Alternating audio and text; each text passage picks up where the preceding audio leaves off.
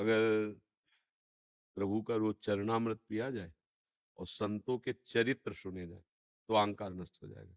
कहते हैं ना, ऊंट जब पहाड़ के नीचे जाता है तो पता लगता है। अब बकरी के पास रहेगा तो अपने को बहुत बड़ा देखेगा, और जब पहाड़ के पास जाएगा तो उसको अपने आप समझ में आएगा। ऐसे ही जब हम भक्तों के चरित्र पढ़ते हैं तो लगता है इनकी ऐसी, मैं क्या हूं, अपने आप समझ में आने लगता है। तो यदि हम संतों का जो पावन चरित्र है, जैसे भक्तमाल जी है, रसिकनन्यमाल है, ऐसे ग्रंथ है, रोज एक भक्त का चरित्र पढ़े तो भक्त चरित्र श्रवण से हमारा अहंकार नष्ट हो जाता है। क्योंकि भक्तों की जो भजन शैली रही, हम लोग सोच भी नहीं सकते। हम तो उनकी जूठन खा के जी रहे हैं, उनके जैसा भजन कहाँ कर सकते हैं। अनवरत 24 घंटे आंसू बह रहे, राधा राधा, जैसे भोरी सखी जी, भोलानाथ, ऐसे ऐसे प्रेमी महाभागवत हुए यमुना किनारे रात दिन। अच्छा, दर्शन करने गए सेवा कुंज, वहां बंदरों को जो चना फेंक दिया गया, वो ठुड्डी उठाई, दो चार मुट्ठी जो बिना चबा लिया, उसी से जी रहे रात दिन, राधा राधा। तब लगता है हम लोग क्या है, हम लोग तो केवल जी रहे हैं उनके सहारे। भजन तो उन महापुरुषों का हुआ है। रोटी के पूरी रोटी नहीं मिलती थी ब्रजवासियों की, क्योंकि पूरी देंगे तो 100 महात्मा आने, तो 100 रोटी कौन बनाए, तो एक रोटी के 8 टुकड़े कर लिए, एक टुकड़ा दे दिया।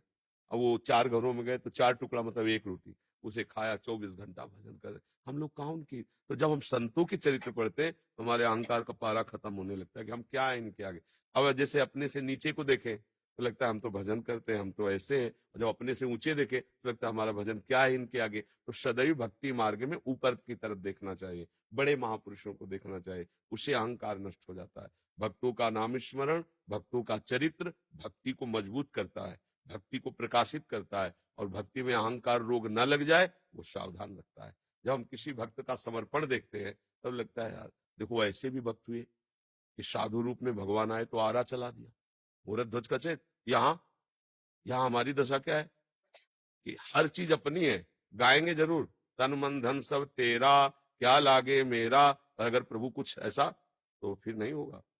जब सब कुछ समर्पित है तो आपका आपको अभी गला उतार दे, ऐसा समर्पण। तो जब उनका चैत्र सुनते तो लगता मेरा क्या समर्पण है, मैं तो समर्पण के बहाने अपनी वासनाओं की पूर्ति कर रहा हूं। समर्पण तो इन महापुरुषों का हुआ जो आरा चलवा दिया, प्रभु के लिए अपने प्यारे पुत्र पर आरा चला, ऐसा त्याग, ऐसा समर्पण। इसलिए भक्तों के चरित्र पढ़ने से हमारा अहंकार नष्ट हो जाता है। प्रभु के नाम से भी महामहिम भक्तों की नामावली गान से होता है। 1,00,000 बार हरि हरि बोले और एक बार किसी भक्त का सुमिरन कर ले तो भगवान उसे 1,00,000 बार हरि हरि से भी ज्यादा फल देते हैं। क्योंकि हरि को निज यस्ते अधिक भक्तन यश पर प्यार।